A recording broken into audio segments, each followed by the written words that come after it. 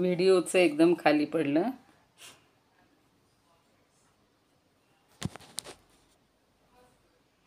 आज 14 ऑगस्ट. उद्या आता स्वातंत्र्य दिनाच्या सगळ्यांना शुभेच्छा आजच देऊन ठेवते, कारण वेगवेगळे कार्यक्रम सगळ्यांना अटेंड करायचे आहेत. दादाही नाही आहेत, ताई नाही आहे, तर आपण सगळ्यांना शुभेच्छा देऊया. भारतीय स्वातंत्र्य चिरायू हो अशी आपण देवाकडे प्रार्थना करूया आणि आजच्या आपल्या ज्ञानदेवीकडे वळूया. अलंकापुरी पुण्यभूमी पवित्र, तिथे नांदतो ज्ञान राजा सुपात्र. तया आठविता महापुण्य राशी, नमस्कार साष्टांग श्री ज्ञानेश्वरासी. वेदान वेदविदामहो पशुमुखात, प्रोच्चार्य सर्वे स्मिताः. कृत्वा लौकिकभित्तिका प्रचलनं, योगी समुद्बोधितः. गीताज्ञानमलौकिकं प्रकटितं, विश्वाय शान्तिप्रदं. वन्दे तं करुणाकरं प्रभुवरं, श्रीसंतज्ञानेश्वरं. श्रीसंतज्ञानेश्वरं. ज्ञानेश्वर महाराज की जय. पंढरीनाथ भगवान की जय. सर्व श्रोत्यांना आणि ज्ञानेश्वरी भक्तांना सादर वंदन. काल आपण परिग्रहामुळं काय काय होतं आणि परिग्रहाला ज्यानं ओलांडून गेलेला आहे, जिंकून घेतलेला आहे, तो मनुष्य कसा ब्रह्मरूप होण्यासाठी पात्र आहे, अशा ओव्या आपण काल पाहत होतो. 72 पर्यंत ओव्या झालेल्या होत्या. 73 पासून आज सुरू करायची आहे, पण पुन्हा एकदा 72वी ओवी घेऊया. ऐसेनी ब्रह्मैक्या सारिखे, स्वराज्य येता जवळिके. झळंबित आहे हरिखे तिन्ही लोक. तर ज्याच्याजवळ हे ब्रह्मैक्यासारखं स्वराज्य प्राप्त होते, जवळ येते, आणि ते येत असताना झळंबित आहे हरिखे. झळंबित आहे म्हणजे ते भरून टाकतोय सगळं. कोण? तो साधक. काय भरून टाकतोय? तिन्ही लोक. तो साधक तिन्ही लोक आनंदानं भरून टाकत आहे. ही ओळ म्हटली की मला ते गीत आठवायला लागलं. तिन्ही लोक आनंदाने भरून राहू दे, तुझे गीत गाण्यासाठी सूर लागू दे रे, तुझे गीत गाण्यासाठी. हे भगवंताला उद्देशूनच म्हणायचे की हे तिन्ही लोक आनंदानं भरून जाऊ देत. तसं ज्यानं हे सगळे रुद्धिसिद्धींचे सगळे समुदाय त्याला ओवाळून टाकायला, कुरवंडी करायला, त्याच्यावरून पुष्पवृष्टी करायला जणू काही येत असतात साक्षात, आणि विवेक हा चोपदारासारखा येत असतो. किती सुंदर कल्पना केली ज्ञानदेवांनी. आणि बोधरूपी काठीनं तो हृदयाची गर्दी दूर करतो. आपली गर्दी झाली की लोक कसे पोलीस वगैरे दांडुक्यानं हटवत असतात सगळ्यांना, पण हा विवेक आहे ना, तर बोधरूपी काठीनं हा विवेक आपल्या हृदयातली, आपल्या अंतःकरणातली सगळी ह्या दोषांची किंवा सगळे जे रिपू आहेत, शत्रू आहेत, त्यांची गर्दी कमी करत असतो. म्हणजे त्यांना झटकून बाहेर टाकतो, शुद्ध करतो तो. आता 73वा बघूयात.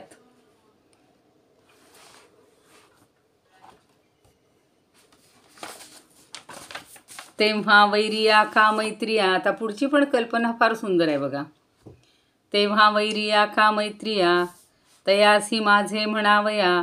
समानता धनंजया उरेची याना, उरेची हिना. आता ज्या वेळेला हा ब्रह्मैक्य पावलेला मनुष्य आहे किंवा साधक आहे, ज्ञानी साधक आहे, त्याची अवस्था कशी होते? वैरिया का मैत्रिया, म्हणजे त्याच्या ठिकाणी हा शत्रू आहे की हा मित्र आहे. म्हणजे वैरिया की मैत्रिया. तर आपलं त्याच्याशी कुणाशी काय आहे हे त्याला म्हणायलाच लागत नाही. समानता धनंजया उरेची हिना. त्याच्या ठिकाणी इतकी समभावना झालेली असते. समष्टीकडे तो, समष्टी म्हणजे सगळा समुदाय, या समष्टीकडे तो समभावानी पाहतो. त्यामुळं एवढ्या मोठ्या गर्दीमध्ये सुद्धा हा माझा शत्रू आहे, हा माझा मित्र आहे असं कोणीच त्याला उरत नाही. कोणी उरतच नाही. तो त्याच्या पलीकडे गेलेला असतो. आणि त्याची मानसिक अवस्था इतकी एका उंचीला पोहोचलेली असते, अतर्क्य उंचीला पोहोचलेली असते. त्यामुळे त्याला सगळं समान दिसतं. अंतःकरणामध्ये तो शुद्ध झालेला असतो. त्यामुळं कुणाच्याही ठिकाणी त्याला वैरही दिसत नाही, कुणाच्याही ठिकाणी मैत्री दिसत नाही. पण पुढची ओवी मात्र त्यांनी जरा वेगळी सांगितली, ती पण पटवून घ्यायला पाहिजे, समजून घ्यायला पाहिजे. आता असं आहे की त्याच्या दृष्टीनं समशत्रूच्या मित्रेचं तीच भावना इथं वेगळ्या शब्दात सांगितली. आता काय म्हणतात, हे ना भल तेणे व्याजे, तो जया ते म्हणे माझे, ते नोडवेची का तुझे अद्वितीय झाला. पण एवढंच नाही तर काय होतं, व्याजे म्हणजे निमित्तानं, भलतेणी व्याजे म्हणजे कुठल्या तरी भलत्या कारणाने किंवा कोणत्याही निमित्ताने तो जया ते म्हणे माझे, तो ज्याला माझं म्हणतोय, ते नोडवेची का तुझे.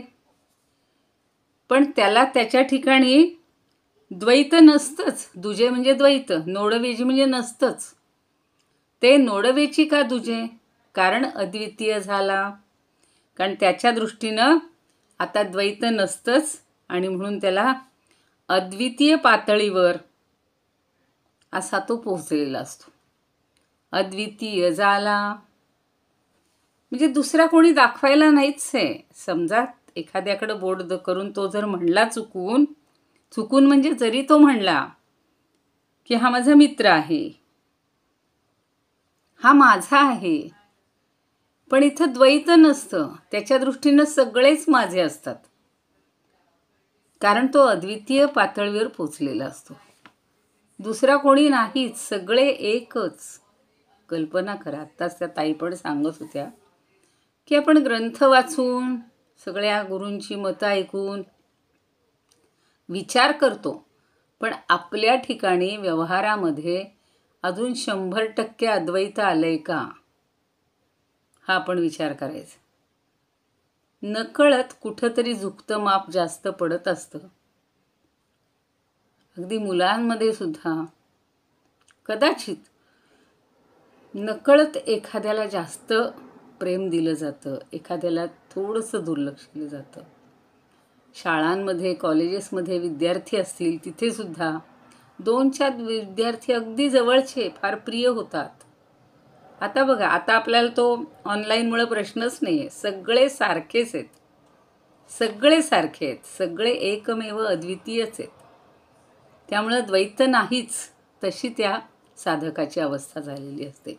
आणि जरी तो म्हणाला की हा माझा आहे, तरी तो द्वैत भावनेनं म्हणत नाही, कारण तो अद्वैताला पोहोचलेला आहे, अद्वितीय झालेला आहे. त्याच्या दृष्टीनं दुसरं कोणी नाही, सगळे एकच आहेत. केवढा मोठा विचार सांगितलेला.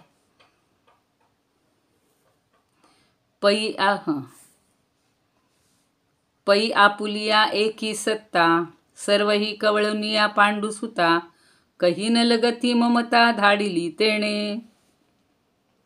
आणि त्यानं काय केलेलं आहे, तर आपुलिया हा एकी सत्ता, आपल्या या एकात्म भावनेनं सर्व ही कवळुनिया पांडुसुता. कवळुनिया म्हणजे कवेत घेतले, सगळं आपल्या कवेत घेतलेलं आहे. आपल्या कवेत जेवढे मावतील तेवढे नाही घेतलेले, सगळं विश्वच त्यांनी कवळेत घेतले. म्हणून हे विश्वची माझे घर, ऐसी मती जयाची स्थिर, असा तो आहे. आणि त्यामुळे त्यांनी ही कल्पना सांगितलेली की सर्व ही कवळुनिया पांडुसुता, कही न लगती ममता. मग वैयक्तिक पातळीवर त्याला ही ममता, ममत्व, माया हे स्पर्शसुद्धा करत नाही. कही न लगती ममता धाडिली तेणे. आणि धाडिली म्हणजे तिचा त्याग केला, टाकून दिली. जसं आपण म्हणतो ना, तिला माहेरी धाडलं, तिला सासरी धाडलं, तशी ही ममता त्यांनी धाडून टाकली, काढून टाकली. आता ममत्व ठेवलंच नाही. केवढी उच्च पातळी यायला पाहिजे, केवढी उच्च पातळी यायला. तेव्हा तो ब्रह्मभूयाय कल्पते. मग त्याच्याकडे काही दुजे भावच उरला नाही, अद्वैतच उरलं नाही, ममत्व उरलं नाही, फक्त विवेक, वैराग्य. त्यामुळं तो एका अशा उच्च पातळीवर पोहोचलाय की आता तो खाली येणं पुन्हा शक्यच नाही. सगळ्या ममतेला त्यांनी जणू काही देशोधडीला लावून टाकलेलं आहे. ऐसा जिंतिलिया रिपुवर्ग, आपू मानलया हे जगू. रिपुवर्गू म्हणायचे. ऐसा जिंतिलिया रिपुवर्गू, आपू मानलया हे जगू.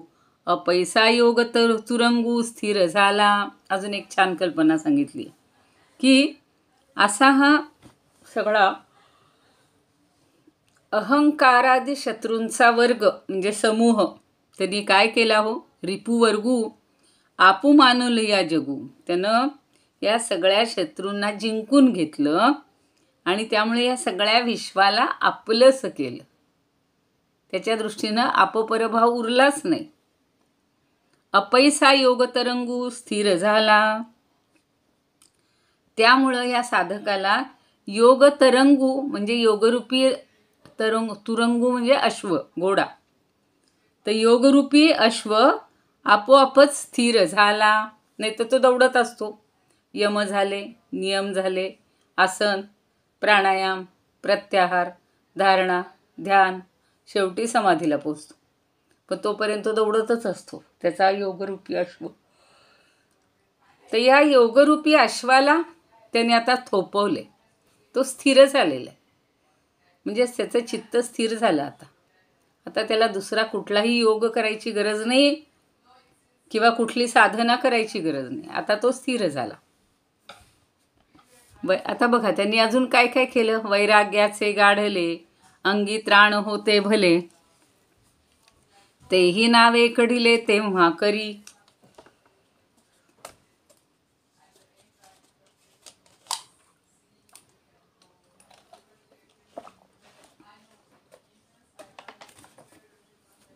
आता त्यानं हा योगरूपी अश्व स्थिर झाल्यावर काय करतो, तर वैराग्याचे गाढले अंगी त्राण होते भले. त्यानं आपल्या अंगावर जे चढवलेलं घट्ट असं वैराग्याचं जे कवच आहे, गाढले म्हणजे गाढ असं जे घातलेलं आहे कवच, ते तो काय करतो, तेही नावे कढिले तेव्हा करी.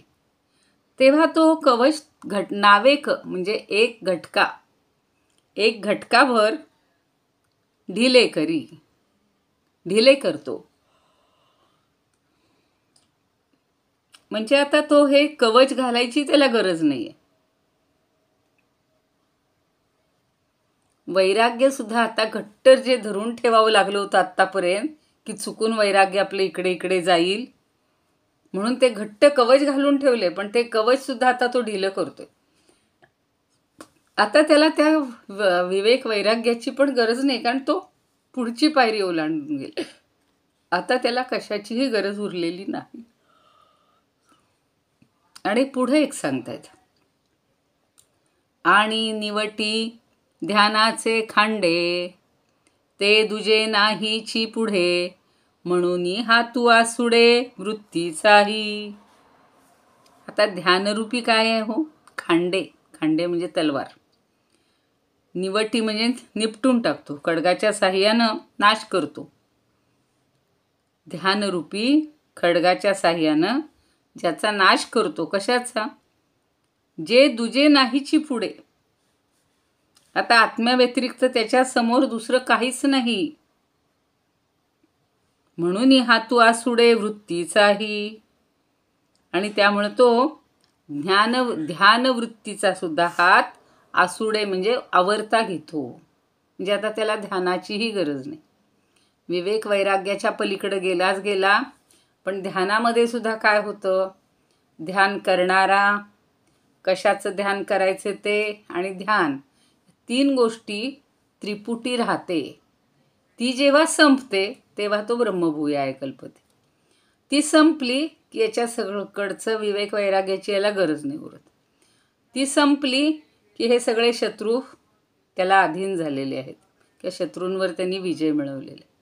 म्हणजे एक एक एक एक टप्पा तो वर चढत गेलेला आहे, एक एक पायरीवर चढत गेलेला आहे.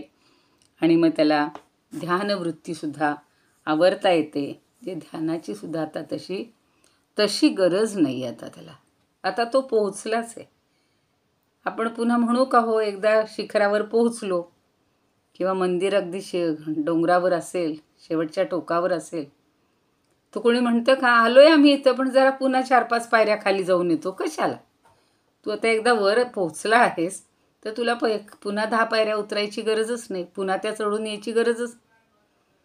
तसं आता हे सगळं टप्प्याने ओलांडत गेल्यानंतर त्याला ह्या कशाचीच आवश्यकता नाही. आता हे सगळं तत्वज्ञान सांगितलं.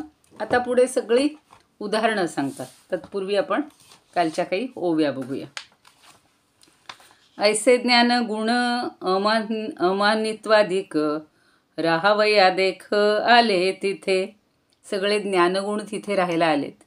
यथार्थ ज्ञानाचे तया लागी मग समर्पोनी चांग अधिराज्य. पाहिलं आपण की सगळ्या यथार्थ ज्ञानाचं जणू काही अधिराज्य इथं पसरलेलं आहे. त्याची ज्ञान गुण राहिले आपण तयाचा होऊन परिवार. मग हे ज्ञानगुण कसे झालेत तर त्याचा एक परिवार, आपण म्हणतो ना फॅमिली मेंबर, तसा तो एक फॅमिली मेंबर झालेला आहे. म्हणजे हे सगळे ज्ञानगुण हे त्याच्या परिवाराचे घटक झालेत, सदस्य झालेत. मग साधक तो पार्था जाऊ लागे जेव्हा राजमार्गे प्रवृत्तीच्या. आता राजमार्गानं चाललाय तेव्हा जागृत्यादी 3 भिन्नावस्था याची कोणी पार्था तरुणी जा. पदोपदी त्यांनी तयाच्यावरून उतरिले लोण सौख्याचेची. काल हे राहिल्या होत्या ओव्या. त्या तरुणी सौख्य, जागृती, स्वप्न आणि सुषुप्ती या 3 अवस्था, म्हणजे या 3 तरुणी आहेत आणि ते त्याच्यावरून लोण उतरतायत सौख्याचं, अशी कल्पना केली होती. तया सम्राटाच्या पुढती राहोनी विवेका हा कोणी चोपदार. भालदार चोपदार पुढे असतात बघा राजाच्या, तसा हा सम्राटाच्या पुढे असणारा विवेक हा चोपदार आहे. बोधरूपी काठी घेऊन हाती दूरगर्दी लोटी दृश्याची गा. योगभूमिका त्या घेऊन आरती मग जणू येती ओवाळाया. मग तया रुद्धी सिद्धीचा मेळावा प्रसंगे पडावा पांडवा प्राप्त होय. आता रुद्धी सिद्धीचा मेळावा तिथे आलेला आहे. रुद्धी सिद्धींचा ती होय पुष्पवृष्टी नावोनी किरीटी निघे त्यात. कुठलाही वर्षाव झाला की त्यात माणूस न्हावून निघतो. सुखाचा वर्षाव झाला तरी सुखात न्हावून निघतो. फुलांचा वर्षाव झाला की फुलांनी न्हावून निघतो. ती कल्पना सांगितली की रुद्धी सिद्धी हीच तिची फुलं आहेत. ब्रह्मैक्य स्वराज येता सन्निधानी आनंदे तो तिन्ही भरी लोक. सन्निधानी म्हणजे जवळ. ब्रह्मैक्य स्वराज्य त्याच्या जवळ आलेलं आहे आणि म्हणून तो सगळ्या जगाला, त्रैलोक्याला आनंदी करून सोडतोय. सखा किंवा मित्र ऐसे म्हणावया नुरे दुजे तया सम साम्ये. हा माझा मित्र आहे, हा माझा शत्रू आहे असं दाखवायलाही उरत नाही. ऐसे अद्वैतत्व तया होता प्राप्त ममत्वाची मात उरे कोठे. आपुलिया एक सत्तेनेची जाण विश्वाते व्यापून सकळही. साधके त्या केला ममत्वाचा त्याग अद्वयता चांग संपादोनी. आयशा परी शत्रू अहंकाराधिक सकळ ही देख जिंकोनिया. स्वयेची तो पार्था होता विश्वरूप स्थिर आपोआप योग वारू. वैराग्य कवच अंगी दृढ भले तेही करे ढिले क्षण भरी. ध्यानरूपी खडगे प्रहारावे जाते, ऐसे उरे तेथे दुजे काय. म्हणून यावरे वृत्तीचाही हात, सर्वत्र अद्वैत भाव होता. रोग निवारण करोनी आपण, नुरे रसायन स्वये जैसे. या तवव्या घ्यायच्यात. उदाहरणं त्यांनी दिलेली आहेत की हा त्या ब्रह्मैक्यत्वाला पोहोचला, तिथंपर्यंत पोहोचलाय म्हणजे कशी अवस्था झाली आहे ती आता आपल्याला काही उदाहरणातून सांगतायत. जैसे रस औषध खरे, आपुले काज करुनी पुरे, आपणही नुरे तैसे होतसे. आयुर्वेदानं कितीतरी प्रकारची रसायनं सांगितलेली. मी सकाळीच माझ्या मुलीला सांगत होतो की आमलकी रसायन आहे, बिभीतकी रसायन आहे. म्हणजे काय? आमलकी म्हणजे आवळा. आवळ्याचं रसायन असं असतं की एक एक आवळा आपण जर रोज खाल्ला आणि वाढवत गेलो तर एक दिवशी आपली अशी छान कांती होते, सगळं देह चांगला होतो, मन चांगलं होतं, शुद्ध होतं, सगळं त्रिदोष सगळे निघून जातात. तसेच ज्यांना पोटाचे विकार असतील त्यांनी बिभीतकी म्हणजे ज्याला बिब्बा म्हणतात, काळा म्हणतात, त्याचं रसायन घ्यायचं असतं. अशी वेगवेगळी रसायनं सांगितलीत. आता इथं काय म्हणलं की जैसे रसौषध खरे, आपुले काज करुनी पुरे, आपणही नुरे तैसे होतसे. तसं कुठलंही रसायनयुक्त जे औषध आहे, काही वेळेला रसद म्हणजे पाऱ्याचंही रसायन असतं. तर ज्याप्रमाणे रामबाण औषध रसायनयुक्त, हे काय करतं, आपण ते रसायन घेतलं, औषध म्हणून घेतलं की तो रोग नाहीसा होतो. मग ते काम पूर्ण करून पुन्हा स्वतः ते उरतच नाही. का पुन्हा दिसतं तुम्हाला औषध, ते कुठे नाही दिसत. तसं इथं होते की तो ब्रह्मैक्यत्वाला पोचला की आता बाकी सगळं शून्य.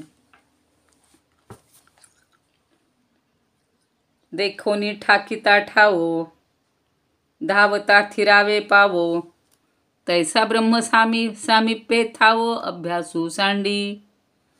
मी नेहमी सांगते तेच आहे की ठाकिता ठावो, आपल्याला जे ठिकाण पोहोचायचे, ज्याला थांबा म्हणू किंवा आपलं ध्येय ठरलेलं आहे, जिथं पोचायचे तिथे तो मुक्काम म्हणू, तो धावता धावता थिरावे पावो. तो धावता धावता थिरावे म्हणजे त्याचा वेग जो आहे तो थोडासा स्थिर होतो, कमी होतो, मंदा होतो. आता ठिकाण आलं म्हणल्यावर आता गती घ्यायचं कारणच नाही ना, पोचलोच तिथे, मग ती आपली गती थांबते. त्याप्रमाणे तैसा ब्रह्मसामिप्ये थावो अभ्यासू सांडी. तसा हा ब्रह्मसामिप्याला जो आला, परब्रह्मपदी जो पोहोचला किंवा परब्रह्माची त्याला प्राप्ती झाली की त्याचा अभ्यास थांबतो. अभ्यासू सांडी. मग त्याचा योगाचा अभ्यास असेल किंवा जो कुठला अभ्यास तो करत असेल तो आपोआप थांबतो. म्हणजेच योग मार्गावरून चालण्याचं जे साधकाचं चालणं असतं, त्या चालण्याचा वेगसुद्धा आपोआप मंदावतो. आता त्याला वेगळे काही कष्ट करावे लागत नाहीत. आता हल्ली बघा, एखादं ध्येय गाठायचे म्हटल्यानंतर, समजा ते रनिंगच्या स्पर्धा आहेत, काल परवाच इथे ऑलिम्पिकच्या स्पर्धा सगळेजण पाहत होते, तर त्या प्रत्येक स्पर्धेसाठी काही निकष असतात आणि ते प्राप्त केले, त्या स्पर्धेमध्ये एकदा ते पदक जिंकलं की संपलं. आता काय त्याला, आता पुन्हा काही त्याचा रिझल्ट लागेपर्यंत काही कष्ट करावे लागतील, काही रसायन घ्यावं लागेल, काही टॉनिक घ्यावं लागेल किंवा काही प्रॅक्टिस करावं लागेल, नाही, अंतिम झालेलं. तसं जो योगमार्ग त्यानं अवलंबलेला असेल तोही तिथे थांबतो. म्हणजे त्याची आता गरज नाही आहे आणि त्याचा चालण्याचा वेग म्हणजे जी प्रयत्न करत होतो तोही वेग आता त्याचा मंदावलेला आहे. पुढे उदाहरणं किती छान दिलीत, नेहमीचीच आहेत, पण ती कशी ते बरोबर तिथे जुळवतात ज्ञानदेव, हे त्यांचं कौशल्य. घडता महोदधीसी, गंगा वेगे सांडीजे जैसी, काकामिनी कांतापासी स्थिर होय. हा कसा स्थिर होतो? तर गंगा नदी जेव्हा सागरामध्ये मिळते, एकदा ती प्रचंड वेगाने धबधब धबधब करत येत असते, धो धो धो धो धो धो. पण जेव्हा ती महासागराला मिळते, तिथं आल्या आल्या तिचा वेग मंदावतो. ती आपला वेग आवर्ता घेते. किंवा का कामिनी कांतापासी स्थिर होय. तशीच कामिनी पतिव्रता स्त्री, ती सुद्धा आपल्या पतीची भेट झाली रे झाली की आपोआप शांत होते. अगदी मग ती भेट म्हणजे कशी भेट बघा, तुम्हाला एक सहज उदाहरण सांगते. याच्यावरनं मला आठवलं, आपण हे सगळ्या वेगवेगळ्या यात्रांना गेला असाल.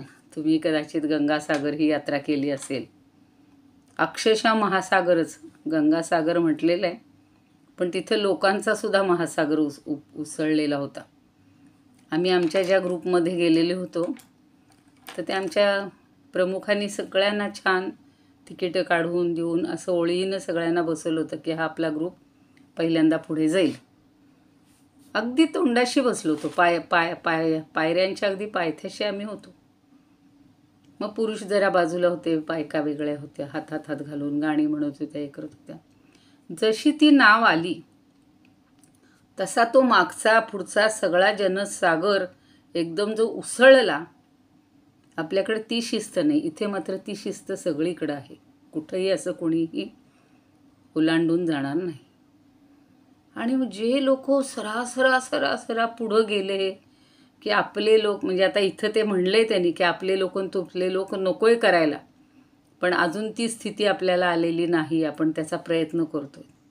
सगळे लोक भराभरा पुढे गेले आणि त्या ओघामध्ये मीही पुढं गेले. कळलंच नाही की आपले लोक मागं राहिलेत, आपला नवरा मागे आहे, पुढे काही पत्ता नाही. फक्त पुढं जाणं, नावेत बसणं, ती जागा मिळवणं एवढंच ध्येय होतं. सगळी नाव पूर्ण भरलेली होती. एक छोटंसं बाकडं जरासं शिल्लक होतं. 2-3 जागा होत्या. म्हणून म्हणलं आता आपल्यापैकी कोण जे येतील ओळखीचे, कारण शेवटी त्या प्रत्येक समूहाबरोबर प्रत्येकाला जावं लागतं. आणि आम्ही बसून घेतलं, मी बसून घेतलं.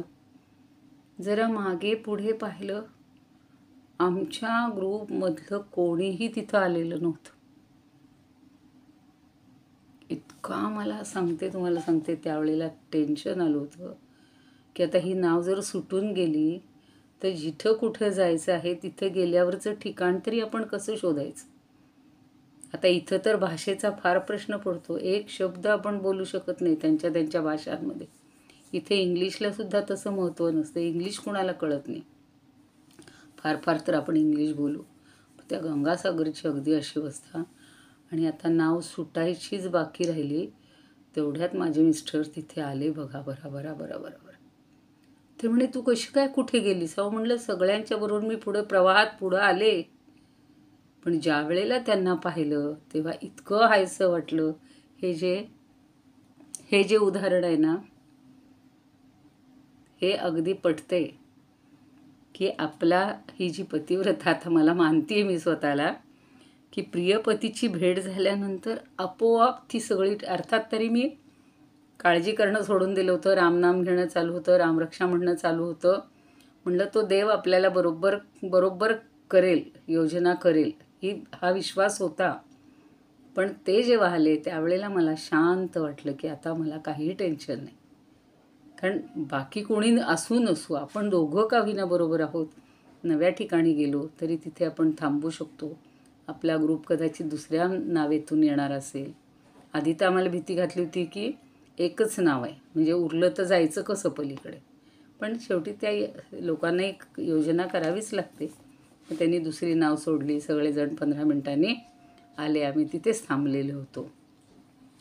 पण ही जी उदाहरणं आहेत ना, ही ज्ञानदेवांनी इतकी समर्पक दिलेली आहेत की आपण असा अनुभव घेत असतो.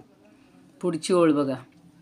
नाना फळतिया वेळे, केळीची वाढी मांटोळे, का गावा पुढे वळे मार्गू जैसा.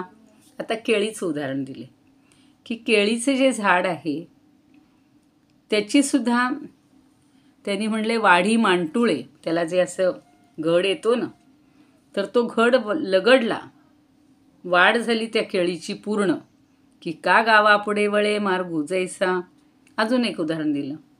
म्हणजे केळीला घड लागला की तिची वाढ खुंटते. आता ती उंच होत नाही, वाढत नाही, काही नाही. एक घड लागला की तिचं संपलं, आयुष्य संपलं. किंवा पुढे म्हणले, का गावा पुढे वळे मार्गू जैसा. आता गाव आलं की रस्ता वळतो, म्हणजे संपतो. गावाची एक वेस असते, तिथपर्यंत आपली गाडी गेली की आता काही आपल्याला पुन्हा काही शोधायचं राहत नाही. म्हणजे आपलं जे गंतव्य स्थान आहे तिथे पोहोचलो की संपलं.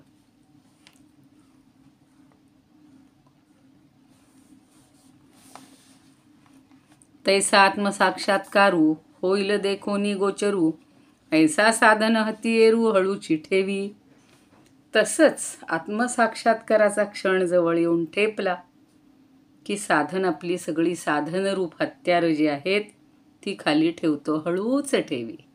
आता ही साधनांची काही गरज नाही आपल्याला. मग ध्यानरूपी खड्गसुद्धा कुठे ठेवतो? तो म्यानातच ठेवतो. ध्यानरूपी खड्ग म्यानच करतो, म्हणजे म्यानच करतो, खड्गालाच म्यान करतो. म्हणून ब्रह्मैसी तया ऐक्याचा समो धनंजया, होतसे तै उपाया वोहटू पडे. तसा जो साधक आहे तो एकदा ब्रह्मेसी तया ऐक्याचा समो धनंजया, त्याचं ब्रह्माशी ऐक्य साधल्यानंतर किंवा तो क्षण जवळ आल्यानंतर होतसे तै उपाया वोहटू पडे, म्हणजे योगादी जे उपाय असतात त्यांना वोहटू पडे, म्हणजे ओहोटी लागते. आता योगाचा कुठलाच उपाय तिथे आपल्याला अवलंबात आणायची गरज नाही. आता एकदा ब्रह्मैकत्वापर्यंत पोहोचलो की आपलं जे गंतव्य स्थान आहे ते आपल्याला मिळालं.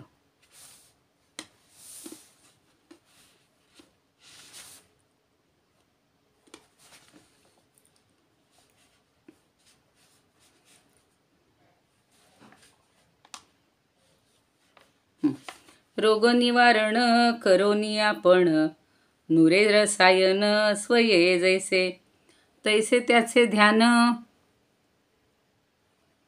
द्वैताते जिंकोन जातसे विरोन आपणही, जैसे इष्टस्थळ देखताची भले, धावती पाऊले स्थिर होती.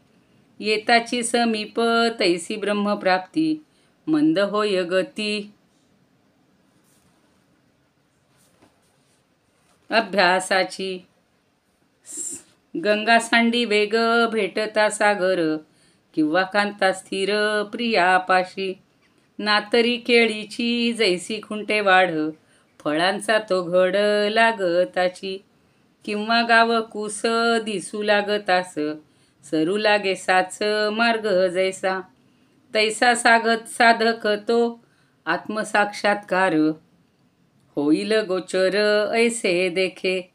तेव्हा साधनाचे हत्यार जे चांग, हळूची ते मग खाली ठेवी. ऐसी तया येती ब्रह्मैक्याची वेळ, साधने सकळ ओहटती. सगळी साधन आता त्याला ओहटी लागली. आता त्याला पुन्हा साठवायची किंवा त्याचं पुन्हा हे करण्याची आवश्यकता नाही. 84पर्यंत ओव्या झालेल्या आहेत. आता उद्या अजून काही याच्यातल्या थोड्याशा ओव्या शिल्लक आहेत. मग पुढचा श्लोक सुरू होईल की एकदा तो ब्रह्मद्भूत झाला की त्याची अवस्था कशी आहे. आधी ब्रह्मरूप होण्यापर्यंतचा प्रवास चाललेला आहे. हळूहळू हळू आपण त्या प्रवासाकडे चाललेले आहोत, मार्गावर चाललेले आहोत. बघूया सगळ्यांना असंच ब्रह्मैकत्व प्राप्त होऊ देत अशी आपण अपेक्षा करूया. सगळ्यांनी तशी वाटचाल करूया. इदमुपकर्तुं भुवनमण्डलं, समुदितमिव भास्करं, सादरं वन्दे ज्ञानेश्वरं. त्रिभुवनमाता भगवद्गीता, लोकमंगला लोकविश्रुता, लोकहितं संततं ध्यायता. येन ज्ञानेश्वरी विरचिता, श्रित्वा प्राकृतगिरं सादरं वन्दे ज्ञानेश्वरं सादरं वन्दे ज्ञानेश्वरम्।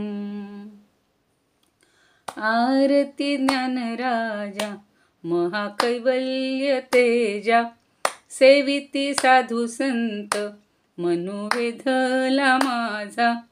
आरती ज्ञानराजा लोपले ज्ञान जगी, हित नेणती कोणी। अवतार पांडुरंग नाव ठेविले ज्ञानी। आरती ज्ञानराजा कनकाचे ताट करी, उभ्या गोपिका नारी। नारद तुंबरू हो सामगायन करी। आरती ज्ञानराजा प्रगट गुह्य बोले, विश्व ब्रह्मची केले। रामा जनार्दनी पायी मस्तक ठेविले। आरती ज्ञानराजा महाकैवल्य तेजा, सेविती साधू संत मनोवेधला माझा। आरती ज्ञानराजा ज्ञानेश्वर महाराज की जय। पंढरीनाथ भगवान की जय। जय तू ज्ञानेश्वर, जय तू श्रीकृष्ण। सगळ्यांचा जय जयकार असो। आता उद्या 15 ऑगस्ट इथे सुद्धा विशेष म्हणजे बेल्जियममध्ये सुद्धा जे सगळे आपले भारतीय आहेत ते सगळे एकत्रित येऊन इथे झेंडावंदन करणार आहेत। तर आम्ही तसे भाग्यवान आहोत। आम्हाला असं वाटलं आता आपण इकडे आलो, आता आपल्याला यंदा ध्वजवंदनला जाता येणार नाही, पण इथं तर अगदी मोठा उत्सव असतो। जसं आपल्याकडं काही उत्सव असतात तसं इथे तो खाद्यसंस्कृतीचा उत्सव असतो। वेगवेगळ्या जणांची नृत्य, गीतं असेही कार्यक्रम सादर करतात। त्यामुळं भरतनाट्यम, कथ्थक वगैरे असे जे कार्यक्रम आहेत भारतीयांनी बसवलेले, तोही त्यांचा कार्यक्रम उद्या होणार आहे। आणि दिवसभर म्हणजे 9, 9:30 पासून इथल्या 9, 9:30 तिकडचा उशीर झालेला असेल, पण असं सगळं आम्हालाही अनुभवायला मिळणार आहे। तर मला असं वाटलं होतं की आपला आता क्लास मग हा दुपारचा होईल की नाही ज्ञानेश्वरीचा, कारण सकाळचा मी करून गेले असते, 7:30लाच असतो ना इथे, त्यामुळे 7:15पर्यंत झालं की मग आम्ही तिथे 9पर्यंत पोहोचलो असतो। पण त्या भारतमातेची इच्छा आहे, भगवंताची इच्छा आहे, आणि तुम्ही सगळ्यांनी आता मधून मला परवानगी देता आहात, सगळेजण समजून घेत आहात। तर 8च दिवस राहिलेत, 8 दिवसांनी आम्ही भारतात परत येणार आहोत आणि परत आलो की मग आपलं तिथलं रुटीन चालू होईल। पुन्हा गौरी गणपतीचा सण येणार, सगळं ओळीनं हा श्रावण महिना संपत येईल, श्रावणाचे उत्सव राहणार, गोकुळाष्टमी वगैरे। तर सगळ्यांना शुभेच्छा।